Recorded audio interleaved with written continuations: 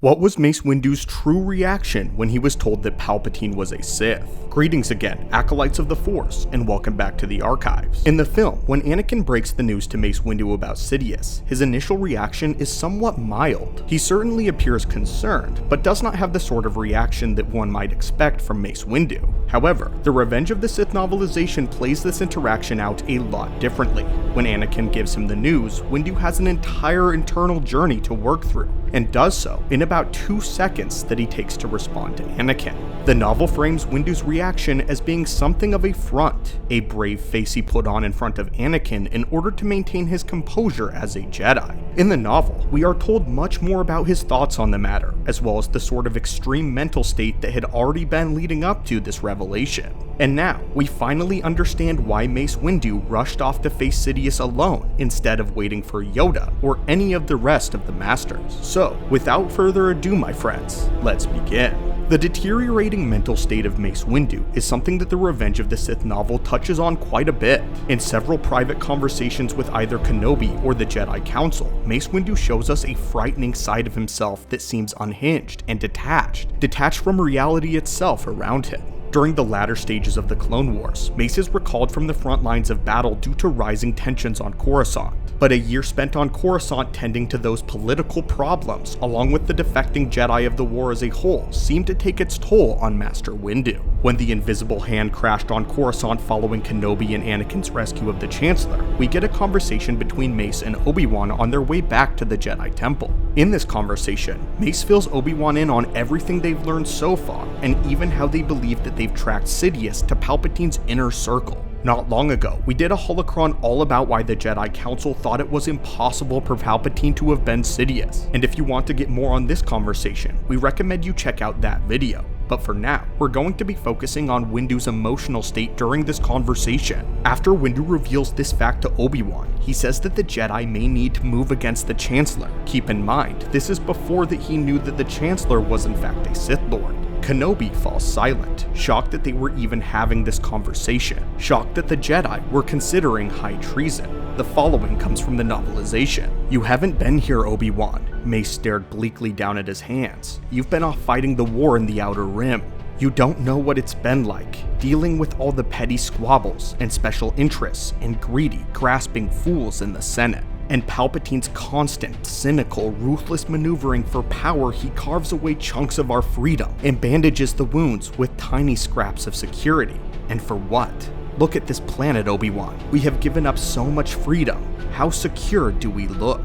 Obi-Wan's heart clenched. This was not the Mace Windu he knew and admired. It was as though the darkness in the Force was so much thicker here on Coruscant that it had breathed poison into Mace's spirit, and perhaps was even breeding suspicion and dissension among the members of the Jedi High Council. Kenobi had feared that he might find matters had deteriorated when he returned to Coruscant and the Temple. Not even in his darkest dreams, though, had he thought it could get this bad. This is the first time that we see Mace Windu slipping into the deep end. Luckily, Obi-Wan is able to calm him in this moment and remind him of wisdom of being a Jedi, and by giving Mace a quote that he himself used to always say to Kenobi.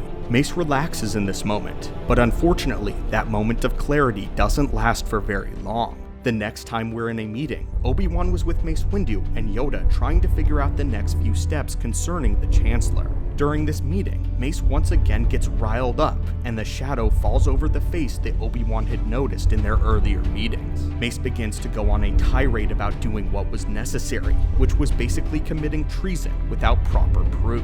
Mace was going as far as to suggest that the Jedi Order move against the Chancellor and take control of the entire Senate without any proof of Sidious being there whatsoever. Luckily, Obi-Wan and Yoda talked him into seeing the folly of such a rash action, but it did very little to sway Mace's radical desire for action. Mace Windu is typically very level-headed and powerful, so to see him like this shows just how much his mental state has deteriorated due to the war. Our theory about this lies with Mace's ability of Shatterpoint. This rare ability allows Windu to perceive Shatterpoints, which are crucial moments in time where the flow of the Force or the outcome of time can drastically change. A Shatterpoint can be anything from a weakness in an enemy, or an important relationship between several people. An example of this is Mace senses a shatterpoint between Obi-Wan, Anakin, and Palpatine once they land from the rescue. He saw Anakin at the center, but as we know, the dark side of the Force was clouding his vision. What this means is that Mace was always able to sense these shatterpoints happening all around him, but never able to pinpoint them. So when the shatterpoints were growing stronger and stronger every day towards the end of the war, it is no wonder that Mace Windu was beginning to lose himself. It was actually only seconds before his death that he realized that Anakin himself was the shatterpoint that he had missed the whole time. But back to Mace Windu's inner thoughts when he discovered that Palpatine was a Sith. This is the chilling passage from the novelization. Mace too has an attachment. Mace has a secret love. Mace Windu loves the Republic. He has given his life in the service of his love. He has taken lives in its service and lost the lives of others. He has seen people that he cares for maimed and killed, and sometimes worse. Sometimes so broken by the horror of the struggle that their only answer was to commit horrors on a greater scale. And because of that love now, here in this instant, Anakin Skywalker has 9 words for him that shred his heart, burn it to pieces, and feed him into smoking ashes. Palpatine is Sidious. The Chancellor is the Sith Lord. He doesn't even hear the words. Not really. Their true meaning is too large for his mind to gather in all at once. They mean that all he's done, all that has been done to him, that all the Order has accomplished, all of its suffered, all the galaxy itself has gone through, all the years of suffering and slaughter, the death of entire planets has all been for nothing, because it was all done to save the Republic, which was already gone, which had already fallen, the corpse of which has been defended only by a Jedi Order that was now under the command of the Dark Lord of the Sith. In this passage, we literally see Mace Windu's world crumble before him. He seemingly even shuts down for a moment. This is why he does not wait for Yoda. This is why he moves immediately against the Dark Lord and assembles 3 of the finest duelists that the Jedi have. This puts some context into why Mace Windu rushed off so quickly, as well as his mental state and how he put on a facade and a fake face before Anakin. Mace Windu knew the Republic was on the line, the Republic that he loved. All the deaths and the betrayals, everything he went through, all the Jedi lost, meant nothing. Everything he had done and suffered in the past 3 years had not mattered at all. But the one thing that he could do now was to stop the Sith on that very night. A fateful decision from a fateful Jedi Master. As always, my friends, thank you so much for watching and continuing to support the channel. May the Force be with you always, and have a great day.